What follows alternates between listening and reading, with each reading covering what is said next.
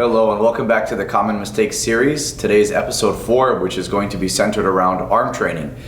An episode which will probably be a delight to the bros and maybe not so much for the ladies, but don't worry because leg day is coming up soon. So I'm going to be taking you guys through 2 exercises for the biceps, 2 for the triceps, show you the most common mistakes I see when they're being performed and how to correct them so you can build a massive set of guns. Alright, so the first exercise that we're going to look at here is the barbell curl.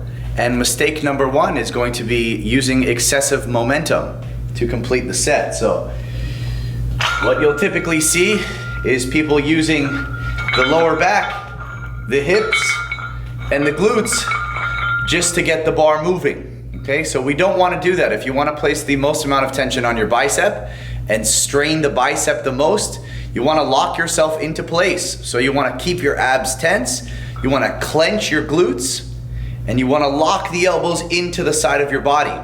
So the only thing that's happening when you're curling is elbow flexion. You're curling and you're extending your arm. There should be no jerking of the hips at all. This way, the biceps perform 100% of the motion. Okay? If you find it a struggle to keep yourself locked into this position, that means you have to lower the weight. It's too heavy for you. And your biceps are not yet strong enough to handle that load. Okay? It's not the worst thing if you get to the end of your set and you have to use a little bit of momentum to finish off, perhaps just a little work from the hips to get the bar up, but it's nothing excessive. We never want to get to the point where our lower back starts to cave in and we curl like this. Okay? That's asking for an injury. Okay? So once again, we're going to lock ourselves into place, abs tense, elbows at the side of our body, glutes clenched, and then we're going to perform the curl. No momentum, full extension, curling it up with the biceps. All right, so another thing we want to look at is the elbows not staying fixed in place. So another common mistake is as the weight gets heavy, or if the weight is just too heavy to begin with, what I see oftentimes is this. There's kind of a swaying motion of the arms, and it's a compensation that the body uses to try to get the shoulders involved, the anterior part of your shoulder. So there's a lot of rocking, and the elbows are not fixed in place, and you're really throwing a lot of the work onto the shoulders at that point. So we want to lock our elbows into a fixed position. So preferably at your sides, what I like to do is even let the elbows come forward a little bit and lock it into this position. I feel like I get a little bit more work on my biceps when you do that, and really anatomically, when there's a little bit of shoulder flexion, you can get a stronger contraction in your biceps. So try that out. We're going to lock our elbows into place. They can be slightly in front of the body, and they are not moving from this position. So no momentum, and squeeze the biceps. Full extension, squeeze the biceps.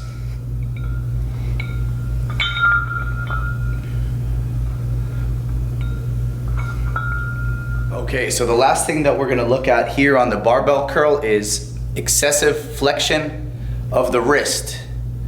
Right? So when you're curling, once you curl the bar up, if there's a lot of bending of your wrist, you're increasing your chance of injury around the wrist area.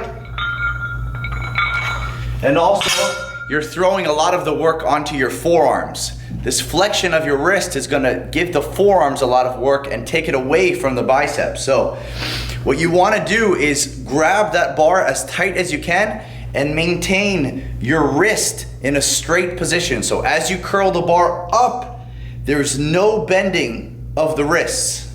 Okay? The wrists should remain completely straight and strong throughout the entire motion here. Okay? If you find it hard to perform the exercise without bending your wrists, the weight's too heavy. You have to lighten the weight to the point where you can really dominate the weight and maintain that position of your wrist without flexion.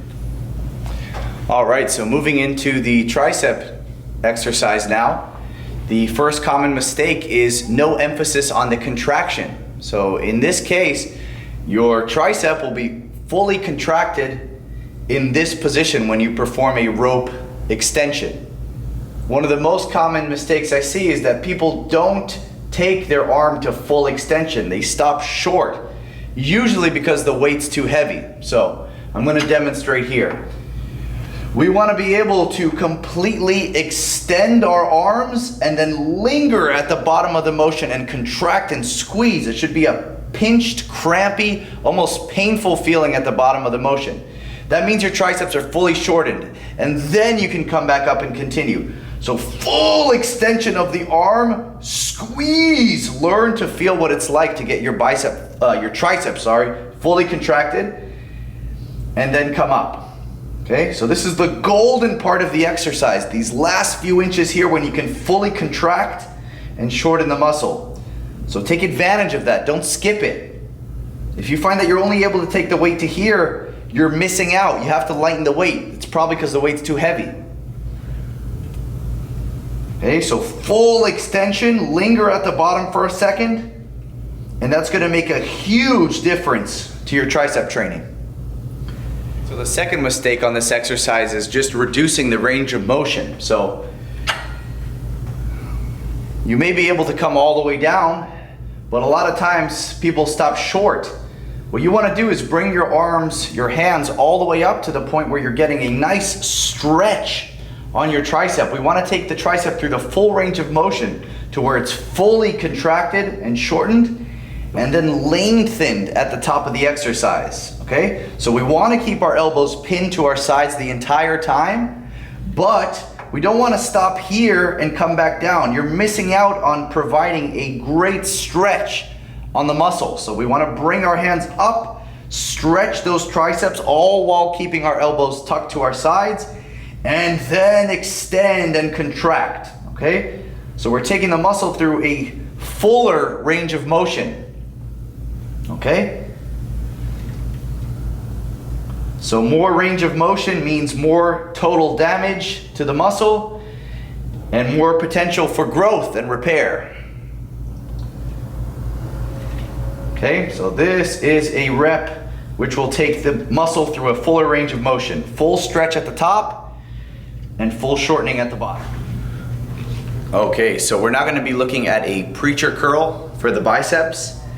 And one of the most common mistakes I see on this exercise is not keeping the upper arm fixed and glued into the pad the entire set.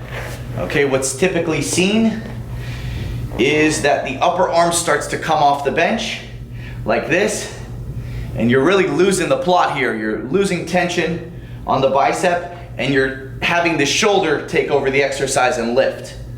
Okay, so it's inconsistent tension here on the bicep.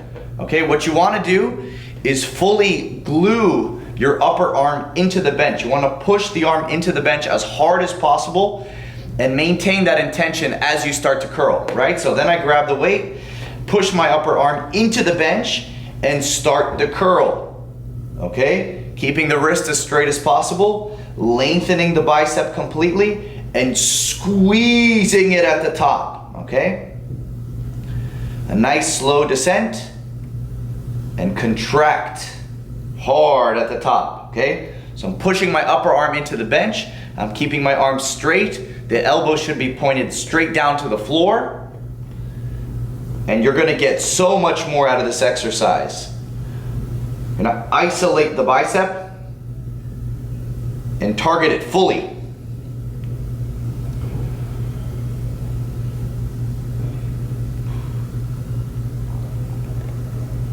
All right, so now we're gonna have a look at the dumbbell tricep extension. Okay, it's a great exercise when it's done properly. So setting up for this one, we'll be lying down. Now, one of the most common mistakes I see on this one is not getting your elbows back at a bit of an angle, right? So most people will start the exercise from here. They'll come down and extend. Okay? There's nothing wrong with this way of doing it, but we could do a better technique. So the better way to do this is to get your elbows positioned back at a bit of an angle. So I'll show you what that means. We're gonna let our elbows shift back a bit. That way when we bend, we're gonna get more stretch on our triceps. And even as I straighten my arm, I don't allow my elbows to push forward. I'm keeping them back at this angle, okay? You're gonna feel the difference when you do it this way. You're gonna put much more stretch on the tricep, and you're gonna keep it under tension the entire time, right? If you come up here, you're kind of taking a break.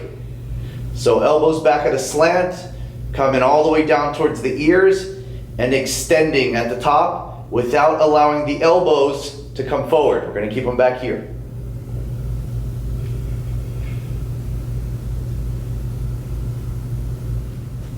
All right, so that's going to conclude today's episode. I hope you found it helpful and that you're able to take some of these tips and implement them right away into the gym and see some results.